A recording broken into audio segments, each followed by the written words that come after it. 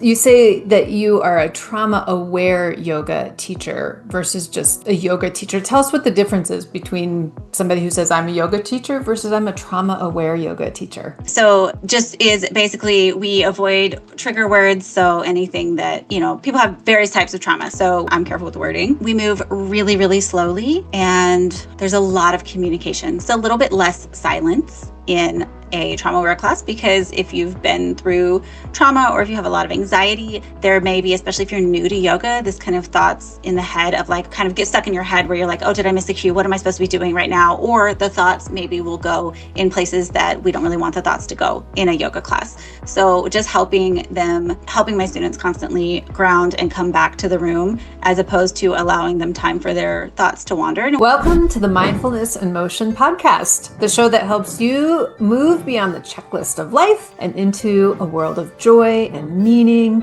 and discovery. I'm your host, Corey Micah. I'm so excited to have everyone here today, and especially to have Michelle here today. Michelle is a trauma-aware yoga teacher and a holistic health coach. She helps people with gentle yoga and breath work, and can help move us from overwhelm to calm. So whether you're looking to start a new hobby, navigate a life transition, or simply find more calm in your days, this conversation's for you. Let's dive in. Welcome, Michelle. Good to have you here. Thank you. Thank you so much for having me. So tell us a little bit about your practice. Yeah, well, I do mental health aware yoga. So that includes trauma, certainly, but also anxiety, depression. I also do work with grief.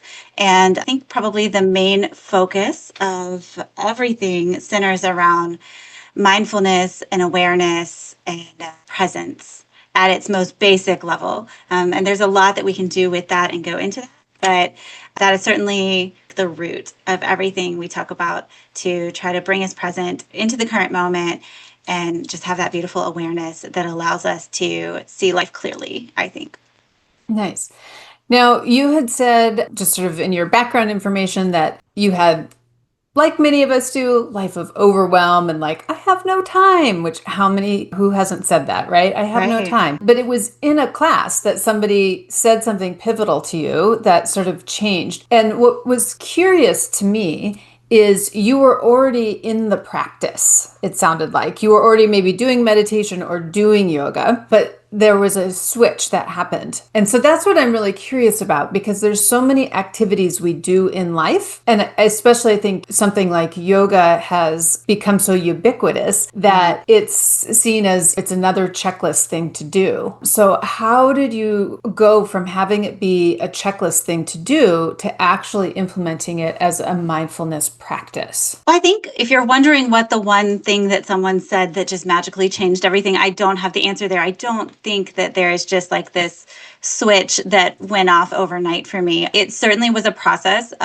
so when I first went to my first class, I actually hated my first class. So if anyone has been to yoga and hated it, I highly recommend that you come back. That was 20 years ago for me. And there was a year between my first class and my second class, because my first class was like really hard. I didn't know what I was doing. Everybody else knew. I felt kind of embarrassed, if we're being honest. But anyway, I made my way back and I found like gentle yoga, where it was just encouraging you to breathe, encouraging you to ground, finding that awareness and that presence.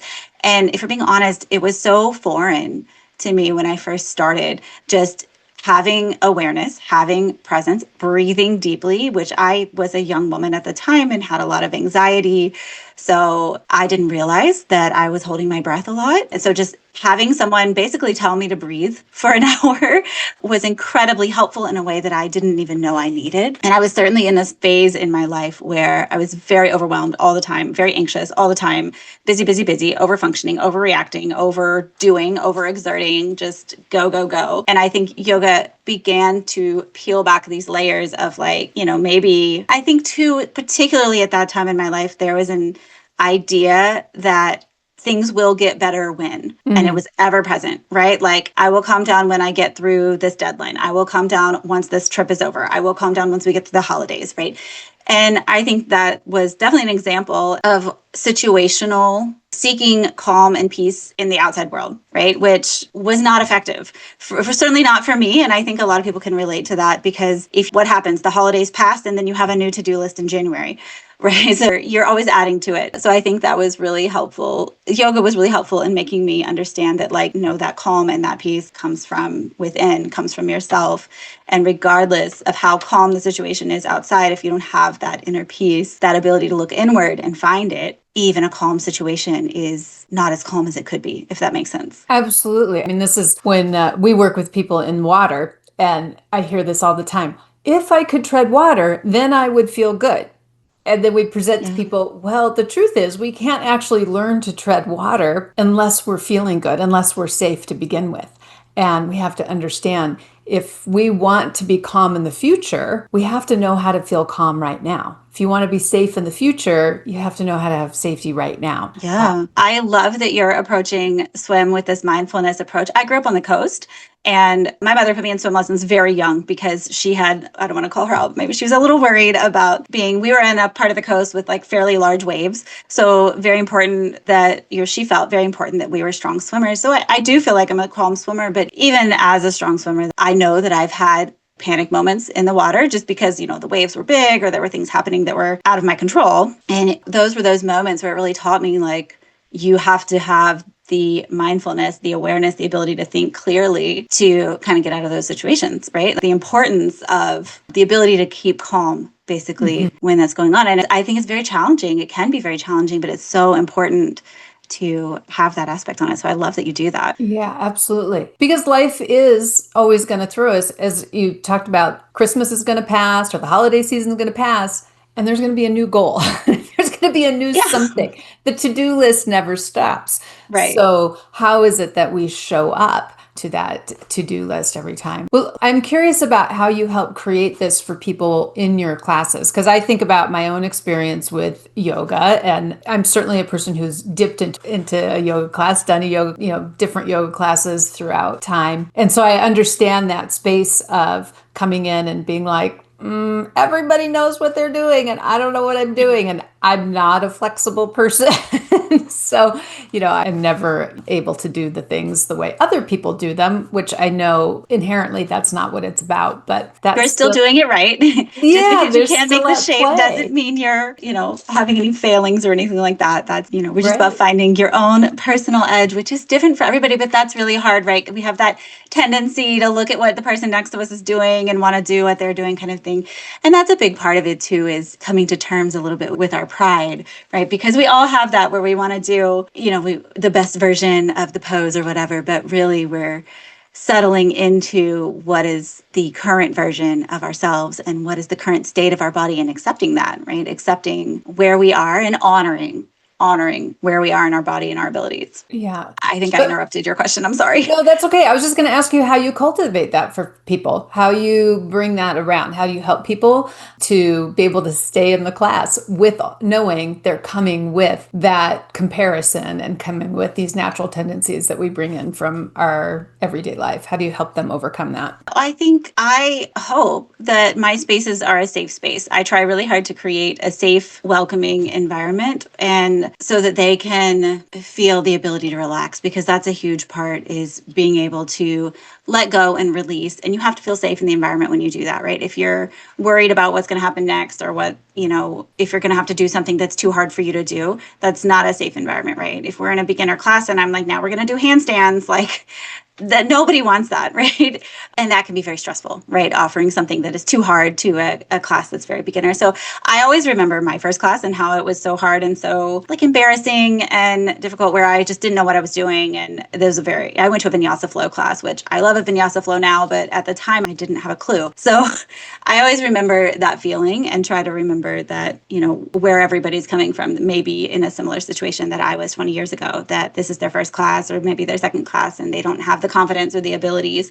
So we just we move really slow, and we talk a lot about focusing on your personal abilities and your body. And certainly there's a ton of breath work, because I think that's huge for activating the vagus nerve and kind of helping with traumas and anxieties and things that we may be holding on to from our past that sometimes you don't even know. Mm. Sometimes you don't know what you don't know until you really start breathing through it. And all of a sudden, we're in a hip opening stretch and you're shaking in your breath, thing. So I think that just taking everything really slowly and allowing space for people to explore their bodies on their own rather than me telling them what they're supposed to feel and when, offering them a chance to listen to what their body is saying to them. I think that's really key there, that piece that I see over and over again in every practice, be it yoga or swimming or hiking or whatever it is that people are trying to bring mindfulness into, is this piece where you said of slowing down, allowing Yeah. ourselves to slow down. And then you keyed into slowing down so that you can explore versus slowing down so that you get it perfect or right or better or, but to explore, to be in the place of exploring, which is a much more allowing kind of way of being. And I love that idea. I think too, just noting that slowing down is, we can talk about slowing down, but in the pace of the world that we live in, where everything is just fast, fast, fast, fast, fast, go, go, go, go, go, information is always incoming. We're expected to respond to that information so quickly. I feel like the pace of the world is so incredibly fast. And I feel like we are not meant to move that fast as humans. And so I think it's important to note that that's not easy, right? That ability to slow down requires a decent amount of effort, but it is very much worth it. The ability to have that moment to slow down and feel your body and hear your thoughts and just observe your thoughts without judging them, that kind of thing is really beautiful once you're able to attain it. Yeah. Well, and I'll just point out before we started the show, we're moving fast because we had some trouble getting Yeah. connected. And so I love working with a person like you because it made sense when I said, okay, we're just going to stop before we actually do the recording. And we stopped and we just took a breath, not Yeah. some big fancy breath, not some box breathing. We just took a few breaths, both of us, to slow into this space. And so we could really connect into this space and have this conversation. And I think that is a pivotal thing. So tell me, Michelle, how and I just mentioned that because that's an example of how you and I use these practices that we've, maybe practiced on a mat. I practiced in the pool and we took it into real life, right? To help make our time together here. We just met a second to slow down and breathe, and that changed the tenor of our conversation. How is it that you help people go from being on the mat into their lives, translating whatever it is they're learning in your classrooms into their everyday life? Yeah, I think just the verbal reminders, right? That's what I'm there to do, is to guide them and see how this affects. So one of my favorite things to remind people of is the fact that if we can tolerate a little bit of discomfort, right? We never want pain in a class, but a little bit of discomfort on the mat, you can learn to tolerate discomfort in life. So this comes from, awkward situations, situations that are very emotionally charged, right? So when you learn that I can tolerate a little bit of discomfort on the mat, maybe you're holding chair pose for a long time, or maybe you're in a stretch that's a little bit uncomfortable, reminding yourself that you can tolerate that, and then translating that to, I can also tolerate this awkward moment, this conversation that I need to have but I don't really want to have. It teaches you that there is an end, there is an other side, right? And we all logically know that, but sometimes when you're in the moment, you forget. It feels like that awkward moment is going to last forever, right? But it's not. It's always going to come to an end, and you're always going to get through it. So I think just the reminder, I like to remind people of that. Does that answer your question? Did I answer? Yeah, That's yeah. one of the ways I remind them of how what you use on the mat can be used anywhere. And then I have, on my social medias, I do 2 minutes or less ways you can calm down. And so that's everything from breathing to moving, just a movement you could do at your desk, neck rolls and breathing with that, or various breathing techniques, or short meditations, little mini vacations. I like to close my eyes and go on a little mini vacation in my head, right? So there's all these little tactics that you can use in your everyday life where you can kind of almost do it and no one even notices, that you can ground yourself and make yourself more aware and present in the moment. And then it allows you to be more calm for whatever you're about to face. Absolutely. Yeah. I think it's so useful to remind people because it is what humans and animals do naturally, is little movements to shake things off. It's a very natural thing to do, but we are in these environments that are so pushed and so driven by our frontal lobe thinking that we do need these reminders of, wait, use these natural ways to slow yourself down, to calm the nervous system in the middle of what you're doing, and to have permission and guidance towards that's a normal thing to do on a frequent basis, to stop and I know I'll find myself going down a rabbit hole of an argument in my own head, right? And okay, hang on, let's just stop and feel your hands for a moment. Yeah. And really connect to the physical body and notice, is this useful, to give myself space from that whole kind of self-inflicted stress and Yeah, slow I down think the that's body. very common to be replaying conversations in your head or planning future conversations in your head, and it's you can't change the past and you can't predict the future, and so it's very easy to say that, but the practice of not doing that is of course a lot harder. To train yourself to notice those moments, though, that's kind of the benefit of the awareness, right? Is you start to notice, like you're saying, you notice what's happening and you feel your hands, or I like to just put my hands together and feel them. That is helpful for me. So yeah, I think that's a really interesting point. Yeah, just to interrupt the normal. I love the example you get of having a tough conversation, one that you know you need to do, but you don't really want to. It sounds familiar to me of like, oh, I know I need to take care of my body and doing something like yoga, but I don't really want to necessarily. Oftentimes these things feel good when you're done, but getting started on them and getting going on them, or to do a particular pose that might be hard. I find it helpful too to know it's optional, right? Of reminding ourselves this is an option and choosing something that feels uncomfortable on purpose because of a result on the other side, and choosing it with a pathway of coming back into calm, coming back to my breathing my way through it,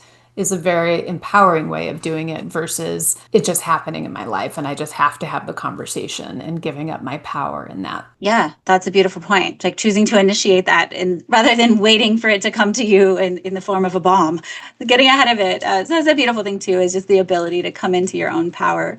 And I always say too, you were talking about, it's not, you don't always want to go to yoga or want to do the work because we're too busy, right? We don't have time for that. Oh, I'll do that later. I am firmly of the belief that pausing for 10 minutes will give you an hour back in your day, because it allows you in whatever way you want to pause. And there's a lot of different ways you can do that, but whatever way you want to pause is going to give you the clarity of, because we have all this noise in our head. We all have all this noise in our head, and it gives you the clarity to say, this is not important. This somebody else can do. This is something that I don't have to worry about until next week. I actually, even though I had 25 things in my head, I actually only have to do 7 of them today, or however many. And I think that clarity and that calm that comes with pausing gives you the ability to actually be more efficient. So I would argue to always take the time to do that. Bring yourself into the present moment. Bring it in. Yes, absolutely. Yeah. You'll be better at whatever it is that you're doing, find more Yeah. satisfaction and fulfillment with it. Yeah, absolutely. More confidence. Yes. All these things that, we do things in life because of how we think it's going to make us feel, right? And so when we're in the practice of being able to actually feel it, then we get more of what we want. I'm curious, you say that you are a trauma aware yoga teacher versus just a yoga teacher. Tell us what the difference is between somebody who says I'm a yoga teacher versus I'm a trauma aware yoga teacher. Yeah, I would say if I'm doing it right, you're not going to notice. So just is basically we avoid trigger words. So anything that, people have various types of trauma. So we're careful with the wording. I'm careful with the wording. We do not use straps. That is the one thing that is noticeable. We don't use straps for stretching and things like that. We can still get everything done without the straps. We can still stretch all the places without the straps. We move really, really slowly, and there's a lot of communication. So it's a little bit less silence in a trauma aware class, because if you've been through trauma or if you have a lot of anxiety, there may be, especially if you're new to yoga, this kind of thoughts in the head of like, oh, did I miss the cue? And you kind of get stuck in your head where you're like, oh, did I miss the cue? What am I supposed to be doing right now? Or the thoughts maybe will go in places that we don't really want the thoughts to go in a yoga class. So just helping my students constantly ground and come back to the room, as opposed to allowing them time for their thoughts to wander. And we do still have some silence. We don't have extended periods of silence other than Shavasana. And hopefully by Shavasana, they are calm enough to where that's not anxiety inducing. Well, tell me now, I have an idea what Shavasana means, but this would be a classic thing of like, you go into a class and they're like, and now it's time for Shavasana. I don't know what Shavasana is. Tell us what Shavasana is. So, Right. So Shavasana happens at the end of every class. And it is, different yoga teachers will tell you different things. So usually it's about 10 minutes of silence, just kind of lying. It is considered to be the hardest yoga pose, even though you're just lying on your back, because of the mental kind of circus that can happen in our head sometimes. So that's Shavasana, and it has all kinds of benefits in addition to the mental benefits that come with it. It also is allowing your body time to rest and restore from the previous hour that you just were practicing, whether that was stretching or strength building or a combination of the two. Gives your body time to restore. I wish everybody did Shavasana after every workout ever. I feel like it's so important, but of course, no one's asking me outside of yoga, so it is what it is. I'll do my Shavasana on my own. There we go. Yeah. And, all yoga teachers do say it's the hardest one. And is that because with the quiet time, there's so much chatter that just leaves room for the brain to chatter so much? And so that is just very particularly difficult for people? Or why do people say that Shavasana is the hardest one? Yeah, absolutely. It is because of the chatter. It is because of the silence. Sometimes, even if you're able to calm the chatter, the silence becomes very hard because you're either with the chatter or you're with the silence and uncomfortable with it, or you're with the silence and comfortable with it, which is, of course, what we want to reach. But I would argue even an experienced yoga teacher is still going to have times where they struggle with that, where they struggle with maybe stress that comes with the chatter, or, there's always the to-do list, right? Oh, I have to leave here and do this, this, this, and this. Or like you were talking earlier, replaying conversations, predicting future conversations. There's all those things that are going on in our head. And ideally, that is quiet during Shavasana. It's very difficult to attain, like very difficult to actually quiet those thoughts. And then if you're able to quiet those thoughts and it's your first time doing that, or you're new to that, sitting with the silence can be very uncomfortable for some of us because we're not used to it. We don't have a lot of silence in our life. So yeah, that's the general. It's not actually hard to lay down. It's definitely the mental circus that's going on that makes it difficult. Right, of course. Yeah. What I'm thinking about too with this is it's normal for our brain to be talking because that's what our brain does. Our brain is about interpreting the world. It's about interpreting the sensations and what's happening in our bodies. So yeah, it's interesting to think about that relationship of taking the judgment out of the time when the brain does chatter of, yes, thank you, brain. You're doing your normal thing that you're supposed to be doing, interpreting the world. And right now, there's nothing we need to interpret or something along those lines. Well, or intentionality, right? Like intentionality with the thought, right? Making sure that, not really making sure, like not controlling, but asking yourself, am I being intentional with my thoughts right now? Are these thoughts that serve me or are these thoughts that are stressing me out? That kind of thing. Is my voice, my narrative in my head kind, or is it critical?